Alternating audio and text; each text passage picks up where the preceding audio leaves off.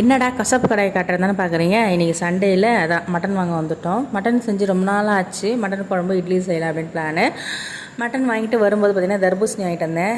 நான் வந்து ரொம்ப புத்திசாலித்தனமாக என்ன பண்ணேன்னா, நடுவில் கட் பண்ணி கொடுங்க, ரெட்டாக இருந்தால் தான் வாங்குவேன்னு சொல்லி நடுவில் வந்து ஸ்கொயர் ஷேப்பில் கட் பண்ணி கொடுத்தாங்க. ரெட்டாக தான் இருந்தது. ஆனால் வந்து சாப்பிட்லான்னு கட் பண்ணி பார்த்தோன்னா அந்த நடுவில் மட்டும்தான் ரெட்டாக இருந்தது. மற்ற சைடில் வந்து பார்த்திங்கன்னா வெள்ளையாக இருந்தது. ஸ்வீட்டாகவும் இல்லை. அப்புறம் ஜூஸ் போட்டு தான் அதை குடித்தோம் மதியானத்தில். இப்போ வந்து பார்த்திங்கன்னா இட்லி ரெடி ஆகிட்டு மட்டன் குழம்பு ரெடி ஆகிடுச்சு.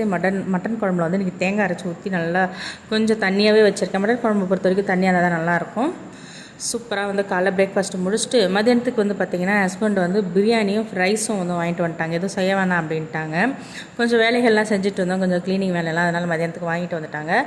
அடுத்து வந்து பார்த்திங்கன்னா இது வந்து பார்த்திங்கன்னா ஈஸ்டர் பிரியாணி பக்கத்து வீட்டிலேருந்து கொடுத்தாங்க. ஈவினிங் போல் வந்து பார்த்திங்கன்னா சபரி வந்து ஒரு சாட் ஸ்நாக்ஸ் வந்து செஞ்சுக்கிட்டு இருந்தான். இன்றைக்கி டே இப்படி தாங்க போச்சு. இந்த வீடியோ பிடிச்சா லைக் பண்ணுங்கள். நாளைக்கு வீடியோவில் பார்க்கலாம். பாய்.